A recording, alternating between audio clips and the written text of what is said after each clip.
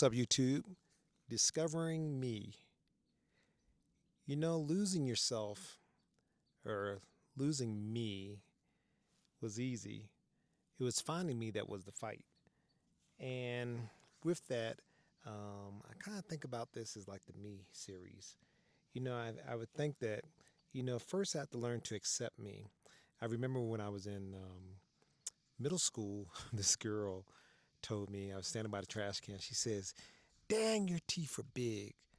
And I was like, wow. And it made me feel a certain way. And I became shy about smiling and stuff. And then I had this little, like, not a complex, but just awareness. Man, I must have some big teeth. And you know what? She was right. My teeth were big for my size. I mean, my teeth were the size of chitlets. So I had to grow into them. But you know what I did grow into is learning to accept me, learning to accept me just the way I am. So I began to work on me.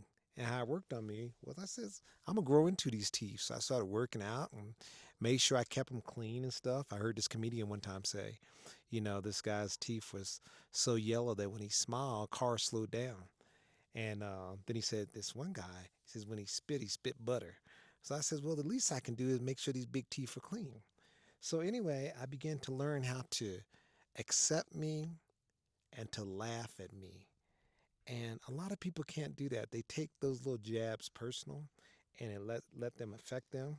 And then as I've grown through life, I begin to love me. Love me as just the man that I grew to be as far as my characteristics and stuff like that. And then other people were loving me as well. And then I also learned is that I need to respect me. And what I mean by that is respect myself enough to not let just anybody talk to me any kind of way or treat me any kind of way. And that was a growth spurt. And then I learned about believing in me, having faith in me and what I could do. Of course, I believe in the Most High, but I had to learn to believe in me and build confidence in me. And how I did that was doing what I said I was going to do. Not just say it and not do it, but do it. It's better to not say you're going to do something and do it than say you're going to do it and not do it. So I began to believe in me. And then I remember being in a marriage one time. And sometimes in a relationship, we can lose ourselves within that relationship. And we take on the identity of the relationship instead of keeping our identity within the relationship. And I heard it put this way is that a healthy relationship is where you can be you, I can be me, and we can be us. I don't know if you caught that. You can be you, I can be me, and we can be us. And so that was something I learned. Then also I learned how to free me, free me from the negative influences of other people. I call them sniops, being susceptible to the negative influences of other people. And sometimes we just got to free ourselves from that and free ourselves from the labels that people put us in or the boxes that they try to put us in. And so, one thing I learned is that the new version of me could not hold on to the old version of me. So that meant letting go of some old habits or some old ways and create some new ones. And I heard it put this way is that sometimes we have to farm good habits and make them our master because we're all controlled by our habits and they're either good or bad. So I had to let go of the old me and the old habits to create the new me and the new habits. Then I realized as I journeyed through life because life is a series of chapters is that really it's not about me. It's really not about me. And as I begin to grow in my walk with the Most High, I begin to understand that I was put here. I begin to find more of my purpose is to be an encouragement to others on one shape, form, or fashion. Is that making deposits into people and not looking for a withdrawal. So I learned also is to just be me. And in just being me, I was being my authentic self. I was being who I was meant to be. I don't have to put on no mask. And I heard it put this way is that a lot of times when you meet a person for the first few minutes or 5 minutes or so, you meet their representative.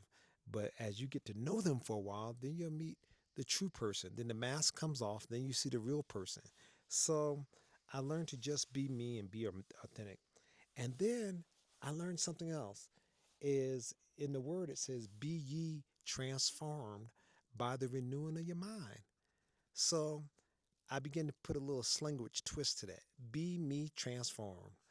And how do I do that? Well, sometimes we have to give ourselves a mental shampoo. Some people call it brainwashing. Sometimes we just have to cleanse and wash the old residue of the past, the old conversations, the old relationships, and we need to rewire our brain and wash those things out of there. So sometimes we do need a mental shampoo. And Head and Shoulders, um, that's where it starts at. It's above the shoulders, it's in the head. And sometimes just being me, loving me, and freeing me, and finding me, and valuing me, all these things, accepting me, growing me, it all starts on the inside and not on the outside. So we can't blame other people for why we are the way that we are. We're the way we are because we have either chosen to stay in a certain place or made a decision to change. And we can't change anything else. We can't change what's going on in the world, but I can change me. And sometimes the enemy is not someone on the outside of me. Sometimes the enemy is the enemy. So that's all I have for you today. I hope this bless you. Keep on moving and just remember, it's up to me if it is to be. All right, you guys have a good one. Bye.